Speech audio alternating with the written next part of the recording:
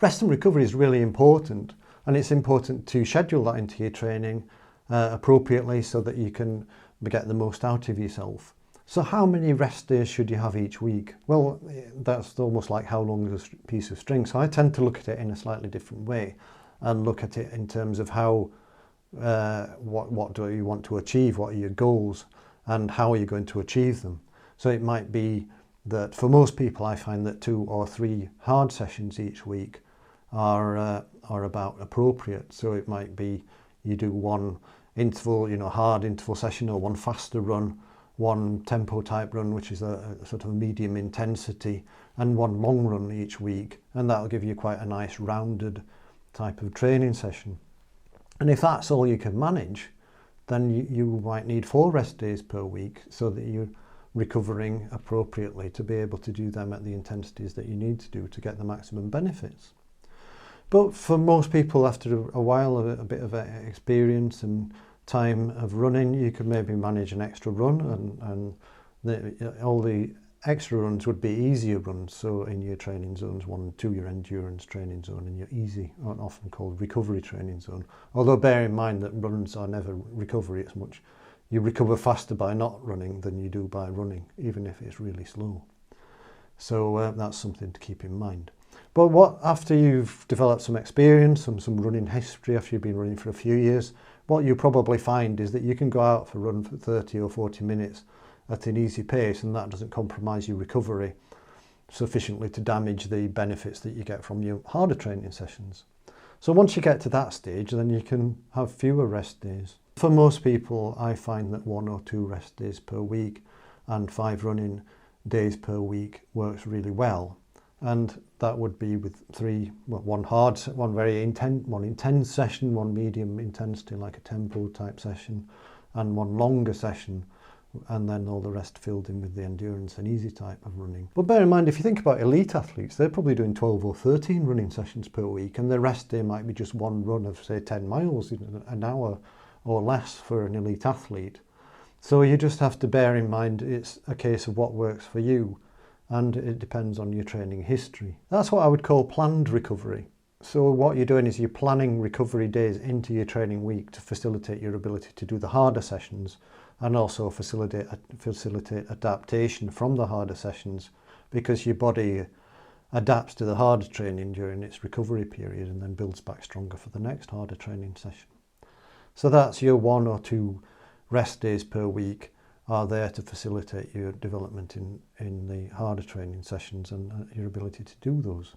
What you might find is that you accumulate fatigue week on week, and that's often designed into the training plan. Certainly the training plans that I design, I work on 2 harder weeks and 1 easy week, normally sometimes 3 harder weeks and 1 easy week if it works for the person. Gradually, as you go through these 2 or 3 harder weeks, you get more and more tired, and then you have a really easy week where you might have an extra rest day and just do easy running. But what I'm talking about is number of rest days per week on a typical harder week, and 1 or 2 works best for most people. When you're a beginner, just run 2 or 3 times a week and gradually build up the distance that you run on each run, and then build in extra runs if you've got time for it. A good way to quickly see what's working for you and what doesn't work for you is to do the same thing on the same days each week. And a lot of people say, oh, it's boring to do the same thing all the time, but it's actually by far the most effective way to train.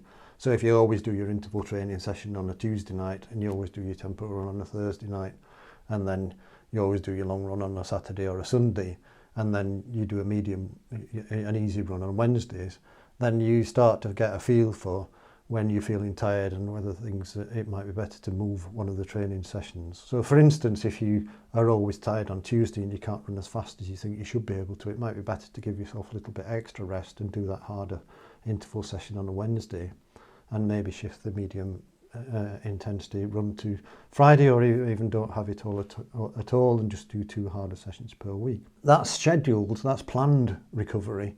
And then we're going to go on and talk about unscheduled recovery, like if you're feeling a bit excessively tired.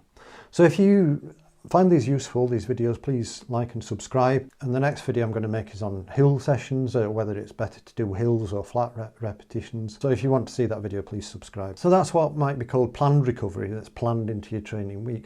But what about if you're feeling tired, or are you feeling that things are getting a bit out of hand? Should you have an extra rest day, or should you push through?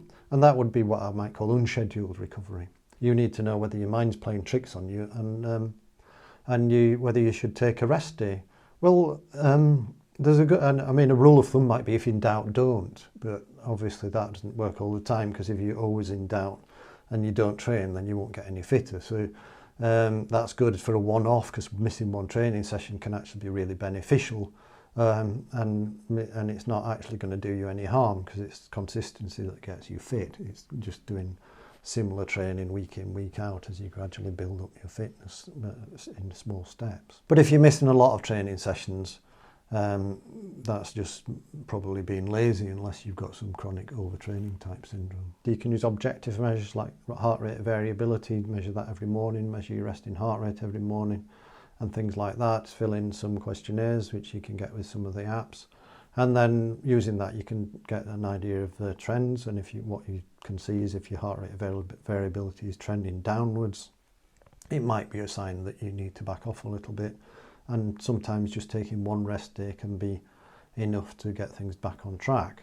So in that situation, if you're getting that feedback and you're starting to feel tired, then it might be best to have an unscheduled rest day. What I often get is that the athletes that I coach, they might send me a message and say, oh, I'm not feeling so good today, John. I don't know if I should miss the training session or move it to the next day. And one of the normal thing I might say is, well, why don't you go out and give it a go?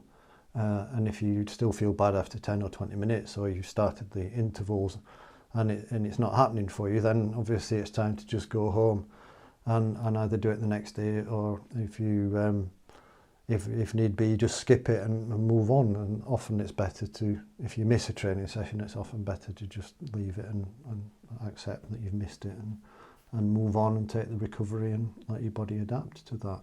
But sometimes they would say that, no, I feel really tired, I'm not going to train today. And then they've basically asked the question, and then I would say, well, you're obviously really tired, and you probably should take a break and not bother going out. So that's more subjective. So you're just using somebody to reflect back to you or ask you some questions.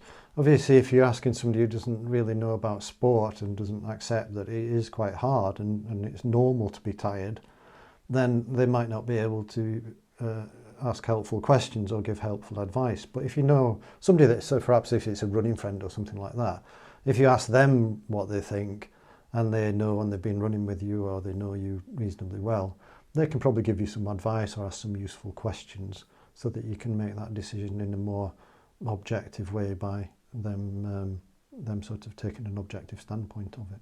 There are a few ways to try and understand whether you should take an unscheduled break. But what you can do is feed these unscheduled breaks back into your planned training. So obviously if you use a training diary of some sort, then you can start to spot trends quite easily. Like if you always miss Thursdays, for instance, is that because you have a really stressful day at work? What's the reason for it? And then you can make your training plan, adapt your training plan accordingly. If it's because you always have a really stressful day at work, then it might be that you're not physically tired, you're just mentally tired, and going out for a training session might be a good thing to do. And you're just wimping out because you're not feeling, you're feeling a bit down and you feel like you need to sit and have a cup of tea or something rather than get out and train. Alternatively, it might be that you're always tired on a Thursday because you do a long run on a Wednesday, and it might be better to have a rest on a Thursday and do something on Friday, or switch your week around such that you can train on Thursday if that's the only day that you've got time to do certain types of training. So in that way, you can use the unscheduled patterns that you notice to plan into and improve your training schedule, and that will help your fitness develop. So I hope that was useful, and I'll see you in the next video. Bye.